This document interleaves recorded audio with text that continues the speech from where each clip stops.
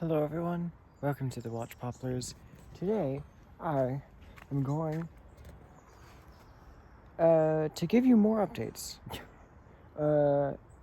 And even though I already gave you an update, I still, things are still changing, so what I thought was, dead, such as this, is definitely alive. And it's exploding in buds. And so, I had shears in my pocket, so I could just prune off these dead shoots. And they're very, they not only sound dead, but they are black. And, willow stems turn black when they die, at least on the sunny side. But you can see all the buds. And in this branch is the only one that survived, but it is also budding. All the plums survived. None of them have had any symptoms of, not doing good. There was a poppy it grew in here, and it is so happy it fell over. So I have to actually snapped a little bit at the base. So I'm not even gonna touch it. I can't even try to fumble around with it trying to make it stand up, because then it's gonna break. I don't want it to happen. It's already so close. Now I could prune the pear. It's starting to produce little branch stubs, which is why it has multiple leaves coming out of the base. So I could do some pruning there, but also it's getting a bit spreading. I could prune it just like the branched part off. So there. And there, maybe. Unless there's more, which I think I'll prune. Here, this is the tip of this branch. And then the plum tree here, I'll just prune it to here.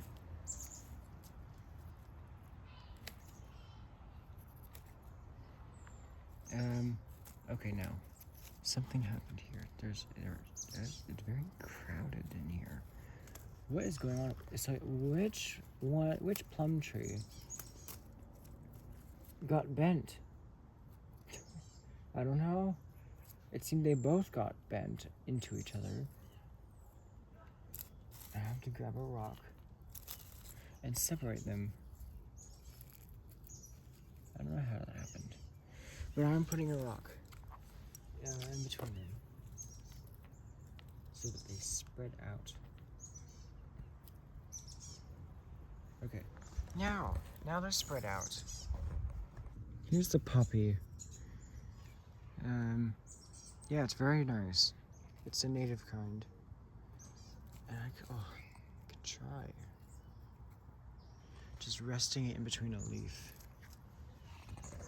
I don't need to prune the peach. And I don't want to prune the pear shoots too far, because then they're going to produce branches where I'm going to prune it to in late summer for getting earlier fall colors. So, which is past, hopefully I'll do this past the time, like around at the beginning of October. I'll prune almost all of my deciduous trees so that they can get, because the first leaves get the first fall colors. The last leaves get the last ones. It's different for every species. Some species just go up all at once. No matter, the plum trees here. It's subtle, but, the first leaves start to fall off in the, late October. But that's just the very weak ones. But then the last ones fall off at the beginning of December. And yeah, so that's,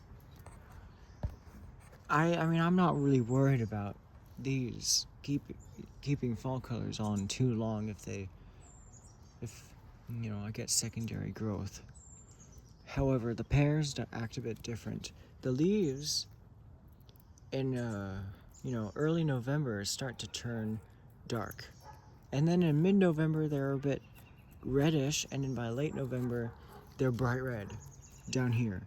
But here it's still burgundy, and then those leaves would be in full fall color, at least during Christmas time, because our climate, we live in a warm 90. And I don't want any branches forming under here. I mean, if it helps, if they do, then I'll just pick out those leaves, because it's not like I'm pruning off the tip of a shoot that's already trying to grow and only a few leaves. But some of my plum trees actually do need to grow a bit more. I pruned them a bit too much during the past few years. So like here, I only pruned it to 1 inch, but I want to grow this out. I want to grow this out. This was a seedling that I collected in 2023, like, I don't know, February, March. And now I'm trying to make it into a larger tree. And it's going to be really nice. I was expecting my plum forest to be quite large, and someday it might be. But right now it's like a hand-sized, I can hold it like that. But I would like it to grow a little bit more. There's another update to the catnip. Oh, its leaves are very soft. And the flowers are beginning to show. It's the beginning of July, and this will be, last year it was in full bloom in late July. I think this green container, is going to be a container full of these lilies. These are true lilies. If not, they're some kind of iris. But it'll also have little,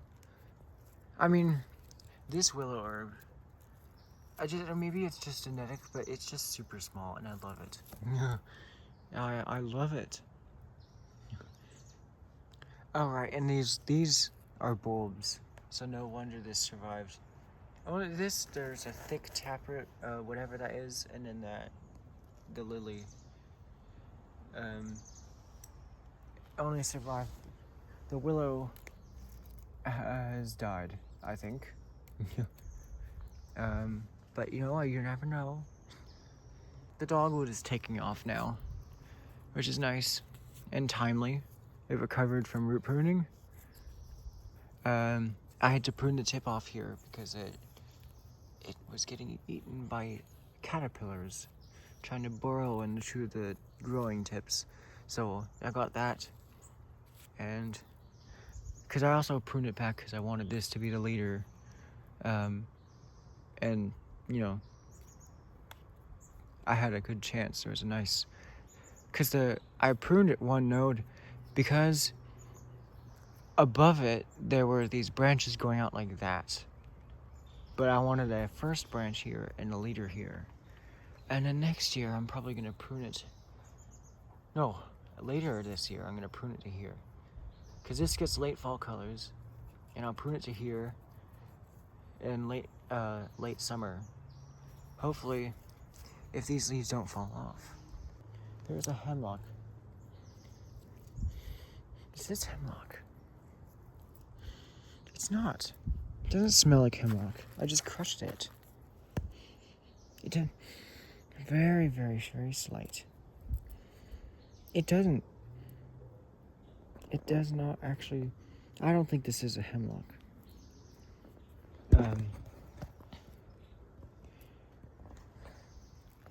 But it has red spots in it.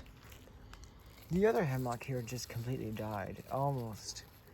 There's this little remaining part, that was the new leaves, and the old leaves are here. Not even the dendritic part is showing. The dogwood seedlings, is that alive?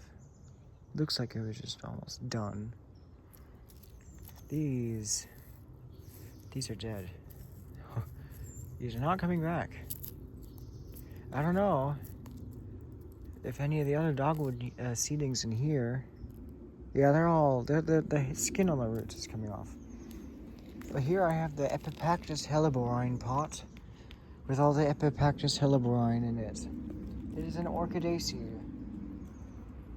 It is an orchid that grows in the ground, but it is invasive in some places in America. But you know, it's not. I mean, at least here, it really is kind of harmless. It doesn't cover the entire ground. You know, like there's some here. There's some here, there, and then here on the other side of the path. Now, I love this. I mean, this is fine. It's not very invasive and nuisance over here, but you know, I do love it. It's a really nice herbaceous perennial bulbous orchid that you don't have to grow in your house on a log with moss. And for now on, I will be watering this from the bottom because there's a bulb here that needs to go completely dormant before it flowers in late summer. Now, it could already be sending some shoots up. I mean, right now they would probably be like almost white because they're growing underground. But all of these, I've been deep watering it from the top until it fills up all the way so that the roots get very deep. And I'm gonna start watering it until like, I don't know, until the middle of winter, just by filling this up. I've been watering this every 3 days, I think. It keeps a bit of moisture. In fact, I think maybe there's a bit too much fine grained stuff on the top. It's kind of keeping the moisture in. But maybe that's just how it is all the way through. I could have sifted this. I think it would be a bit happier, but it drains very fast. I mean, there is enough moisture that there's grass forming. I would not want that, preferably not the grass forming already. But you can see some fine roots forming. Yeah, they like it here. It's summer, and succulents, this is their happy time. Succulents can get watered. If they're very hungry, thirsty, they can get watered more than a day, especially if they're in a very, very shallow pot. That's not to say with jade plants, because they fall over, and this is related to it. It's in Crassulaceae. It's a stone crop. I won't be repotting the currants. I don't know if I've said this before, but I'm gonna show you the currant now, because I didn't show you it last time. So here it is. This is where, well, I just realized I pruned it, but that was before the graduation party I had at here. Yeah. So I pruned it to basically 2 leaves on most of the shoots. But these shoots were like a foot long. Okay, so here, well, I'm growing, it's a good thing that I'm growing a section out here, because you can see that. This is what they would look like if I didn't prune it. Very long shoots. That's what I don't have on my bonsai version. And this starts to leaf out in late January. Well, it like the flower buds begin swelling in late January. But it's healthy. I mean, it gets really late fall colors. And the fall colors end just as it's starting to break dormancy. At least in our climate. There are other currants that grow. I've seen the native kind in Yosemite. And it gets fall colors in November in time with all the others. And here, the elm roots. There are elm roots in here, the elm roots that I cut off the main tree, which I'll show you later. Yeah, they're growing very well. I'm just gonna grow them out for a few years. But the other ones I'm gonna transplant, such as the raspberry seedlings, and the bottle tree, which is right here. The flame tree, which I like to call it Brachychiton acerifolia. Yeah. I'm not gonna repot this big leaf maple. I've said this two other times that I remember I mentioned that I will not repot this until it grows big leaves and big shoots. Same with the sugar maple. In fact, the taller one only grew 2 leaves this year. And you know that's not good. You know, it does kind of look like it grew small, really short, previously, but I think this is more than 2 years old. That taller one. The smaller one is definitely a fresh seedling.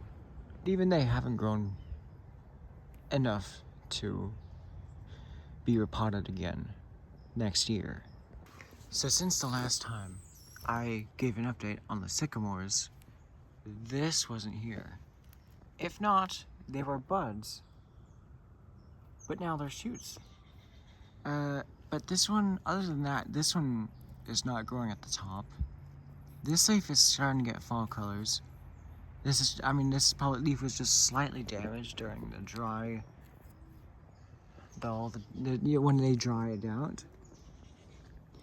But this one is doing the opposite at top, and it's growing again. The grape here has gotten slightly fall colors, but now it's very strong, and I hope it grows very, very tall. Now, these are probably the largest the leaves would ever get.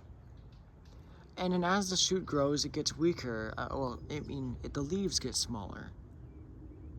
It's almost with it's with rubus, it's with larch, and it's with grapes, it's with ivy. As it grows, the leaves get smaller, and that's a good thing for trees that, get really early fall colors. It'll make them a little bit later, because the leaves have been on the plants for more time. They came out later, so they have to stay on later. Yeah, same with the plums. This is the first flush of growth, the dark green leaves, and then this is a new shoot here.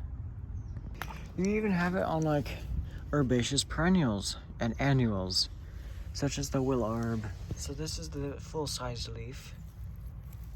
And I've been picking off any branches I see at the base of the leaves like that. Whenever they start extending, I pick them off, because I don't want the later leaves to stay on and prolong the fall colors, because these get really nice fall colors, and starting in mid-fall, these will start turning red, and it will go up as the time goes on. Now these might be weak enough that they get fall colors eventually, that eventually the whole thing goes up in red. But these could also be vigorous enough that they stay on, which I do think might happen. But they're very small. The stem will turn red. It will turn completely red. The stem, in early fall, and that would be nice. Yeah. Oh, and then I have poppies. Now I don't know what this wax is. What place do they grow that makes them evolve to have such a wax on them? It's an epicuticular wax, and a lot of plants have it, that want to shed moisture, so that could be a thing. The leaves don't even let a single drop sit there. If it does end up sitting in a notch of the leaf and the stem, it just sits there.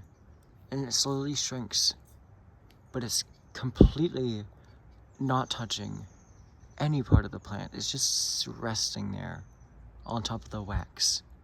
There's another native poppy here. Now I have to prop it up with this old poppy. This is the other one that didn't survive, of that kind. But they're related. They don't have very similar flowers, or seeds more like, but they're poppies. In the family Papaveraceae. I need to prop that up. That would have to do. The pincushion flowers. There's no end in the flowers in sight. So when these die back, if they're not annuals, they die back to a perennial root. And while they're doing that, they get fall colors. And I'm very excited for that. I don't know when it would happen. The first flower is expiring and beginning to turn to seed. And yeah, so when the seeds form, this will turn, like straw colored. And the ripe seeds will start at the tip, and you'll know because when you pull the hairs, which are actually the sexual parts of the flower, where each of these little things, stamens, were, those will lift up and you will pull it out. And then the straw colored will go downward. So most often, the ripening begins at the bottom, like willow herb. And the newer ones are at the top. But for, honeysuckle, I guess, because this is in the honeysuckle family, and it does smell very nice. Yeah, so these ripen any other direction, so they ripen from the top down. Whatever this is, it's called a thistle, but the true thistles are in the sunflower family Asteraceae, in the genus Carduus. This also does the same, and they're almost done flowering, but I would expect those flower heads to turn brown. And I don't know what the seeds look like because they're completely ensconced in the spines, the protective spines, but you can see those purple flowers sticking out. This also traps water, so I mean, if you were lost and stranded, you can drink out of this. I don't recommend it if you're not in that kind of situation, but yeah. But anyway, there is a snapdragon. It's about to flower. But here's an update on it. I pruned off all the shoots or the plants that didn't make it, or I pruned off any part that died. In this case, any part that died completely died, and such as that's just holding on, but that's not going to make it. I think this is the most shady as you go. And the more you go here, the more sunlight this place got. Now there are seedlings everywhere, and I don't know what they are. I have to wait until the actual leaves get open up. I think these are willow herb seeds. No doubt, because under the willow herb are a bunch of identical seedlings.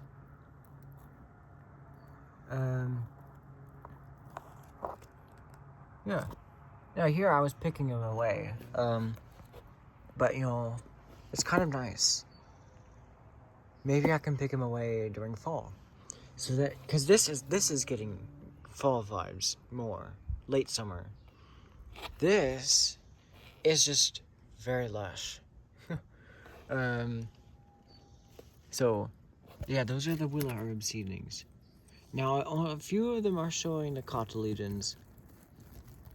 And it looks exactly like we saw earlier. I am so glad I did not spoil the flower icon on the camera because this is working very well. Now, I don't know why, but the Carpoboratus is not growing very fast. I hard pruned this to the bare minimum. Earlier in spring, I think it was April, when it was kind of drying out, so that was a fair time to do it. And this is how much it has grown since.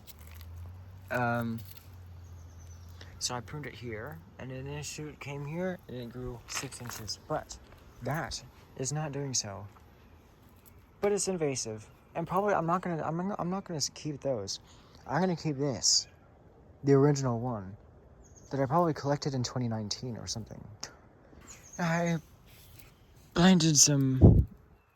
Ooh, they're starting to sprout. I do not know if this is that kind of sunflower relative. The aster with the massive bulb. I mean, a bud. Huge bud. It's like, I mean, some of it, like the buds can get that long. They're all like that. And then they open, you get the, what is it, the phyllaries? Cupping the ray florets. So they're the ray florets, but then under it, you know, are a bunch of miniature, like little ones that kind of cup it. And I can show you that on the morphology of sunflowers. You can see the ray florets are yellow, and then the green ones are phyllaries. Same with daisies. You can see the white ray florets, and then the phyllaries are right here. And this is one of the best ways to identify asters.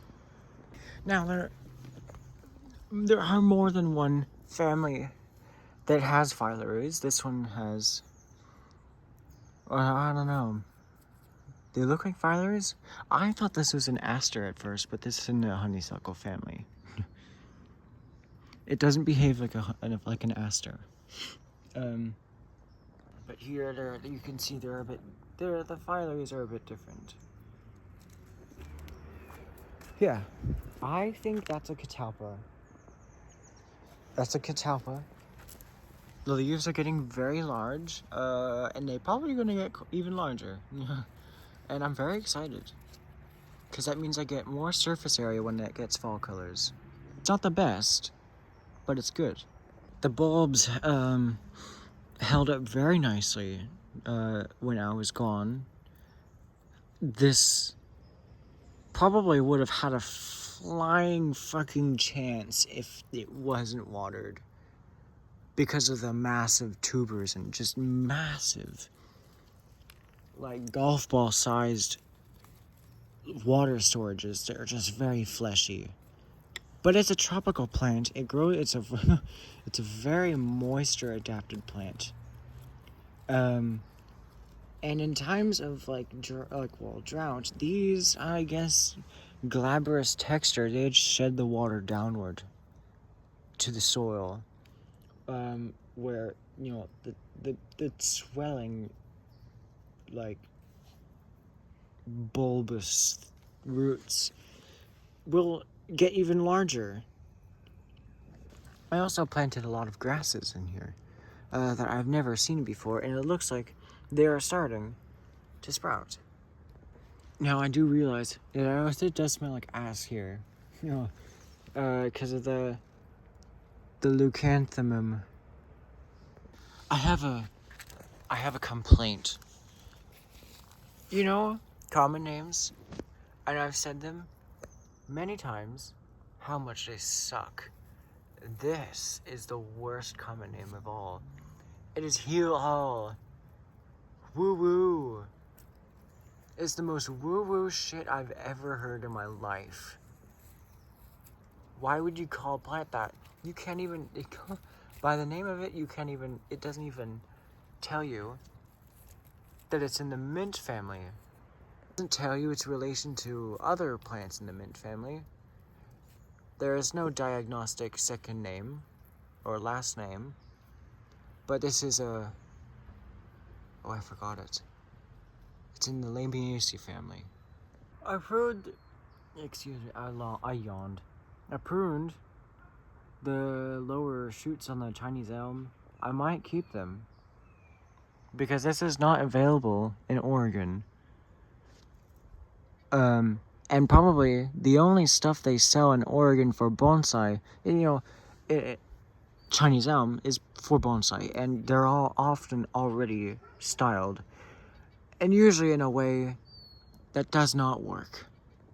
But it was already styled. Now I like to grow mine from seed because you have full control over the entire course of the plant's life. And I love that. You can decide how much movement it has. You can keep the movement it has when it sprouted. And you can control the amount of repotting you do so that it grows more. You can grow it out. You can thicken it up. And I think there's a bit of impatience when avoiding starting bonsai from seed, because it's a really glorious way to start bonsai. When you're not young to bonsai, you start with very young trees, seedlings, tiny cuttings from like last year's growth, and you evolve with the tree, and you grow in harmony. You get old together. And as you grow, you notice, interesting traits start to come up. How does that sound? How does that sound? Does that inspire you to start bonsai from seed? Because I hope it does. I think it works. Because also, when collecting a bigger tree, it's more likely, you're gonna have to remove a lot of roots because they'll be crazy, and the tree might be very weak for the next few years. But with seedlings, they're so and especially with a tree that produces seedlings all the time, I think it's working, in my opinion, better. However, I want to continue updates. There's another orchid right here. Now I think these are daffodils.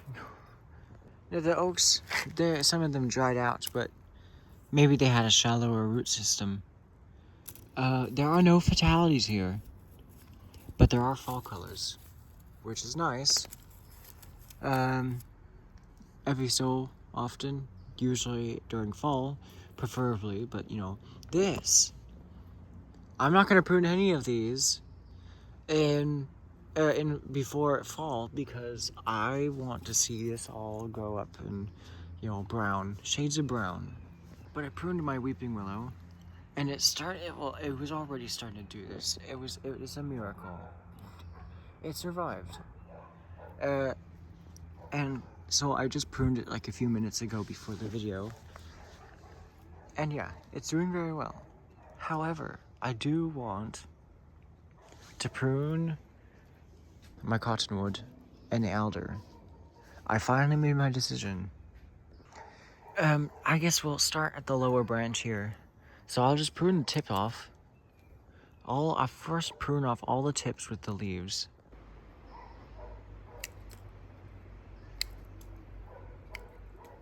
It's a good time. This is the time to do this. So I can see the silhouette now. It looks really nice. I can see this branch being removed in the future, but however, there's a cool deadwood feature. I don't know how it formed, but that looks really cool. Yeah, so that looks very natural, actually. Now, a lot of the lower branches are almost, if not as thick as the upper branches, thanks to me growing them out. Now with the backdrop, I'm going to prune it. Not to the first two nodes, but just a bit outward than that. Now at the top, I can do a bit more harder work. I'll just prune it to there. I still want my upward branches, well, the top branches, shorter than the bottom ones. I might even not prune any of these bottom branches anymore to just keep growing, but you know, it's too late. Yeah. But I'll think of the, you know, the slope of the canopy.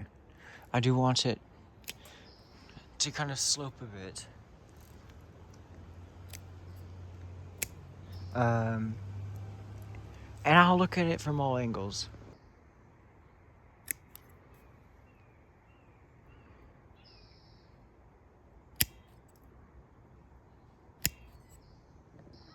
Now, over the winter, I think I am going to prune it like really hard. I'm going to prune this halfway.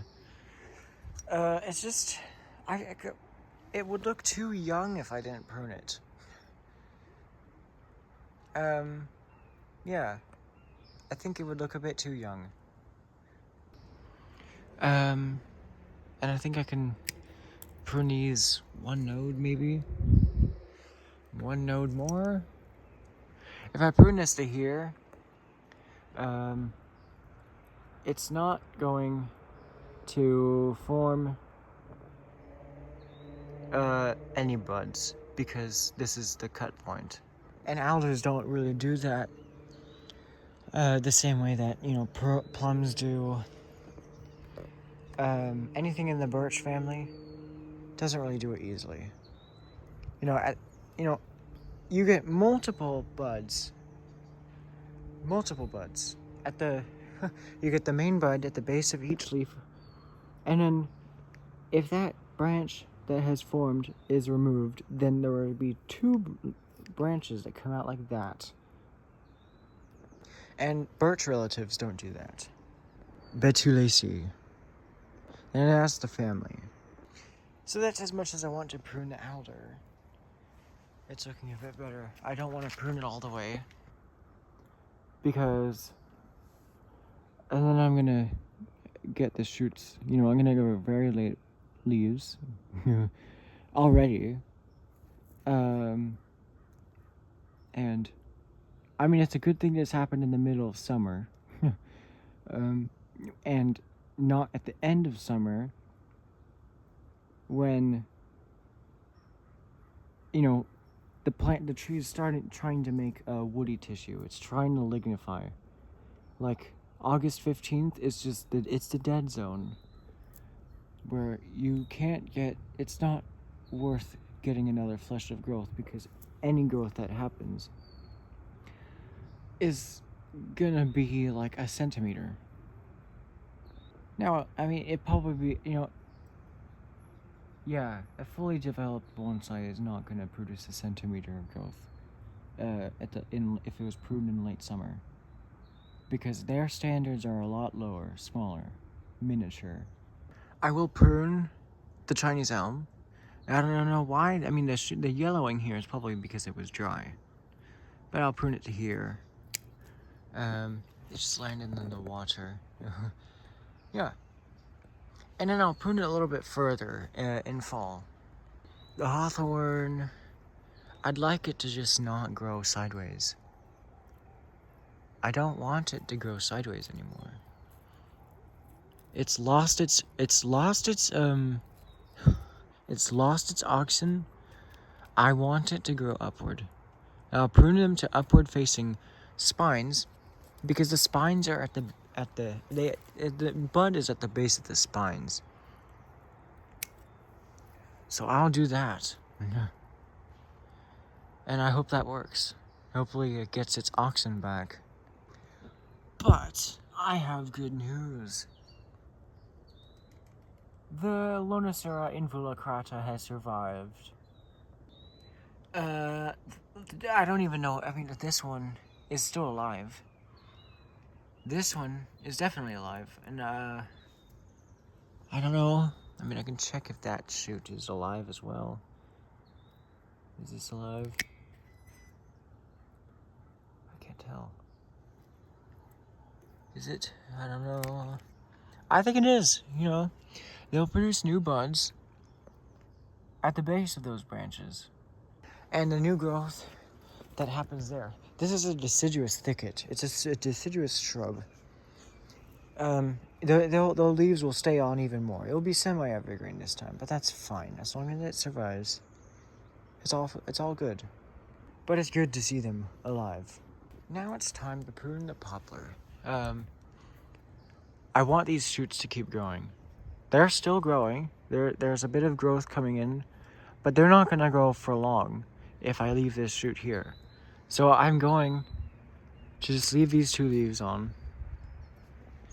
And just to take out some strength from the top and, you know, give these a chance. I want this branch to actually move a little bit. I might have to use some wire. I hate using wire, but you know, sometimes you just gotta use it. Also, here's updates on the new growth on the oak. There's a nice, almost full-size leaf here. And on this oak, the valley oak, the native valley oak, there are branches forming. I don't want to prune the top of it yet. I can remove the tip buds right now. At the very top. Hopefully that would encourage this branch to grow a little bit more. Because it doesn't look like it doesn't look like it's gonna grow very much, but you know, it's possibly a sign that it's recovering. I don't know. Now the buds here are also swelling underneath it. And they're coming off of the 3rd growth. I mean, yeah, the first one. Very first year. It grew up to here. And, you know, hopefully those branches turn into, you know, those buds turn into branches. And it survives. This one here is weak. It's not doing anything. The poison oak already, it still has fall colors, and I'm still enjoying it. I really am still enjoying it. And it's gonna do it again in September. Or October. Well, I don't know. This one got fall colors. It almost looked like it was gonna go full-on fall colors in late September. I don't know if it will do it this time. It probably won't. But, you know, they're all here. It just looks like autumn. You know? Because there's so many things like dying here. You know, this here was all like pink. That invasive, weird, semi-succulent, whatever it is. The pines haven't even grown at all. They haven't grown at all. All I did was grow new needles. But they did not extend. So I'm gonna start new ones of these. These are almost done. Yeah. The cattail grasses keep growing. And the buckeye here just looks like any other buckeye you'd see growing in unirrigated areas. and there are buckeyes going dormant all around us. Well, not as many here, but no. There's a buckeye over there between the 2 toyones.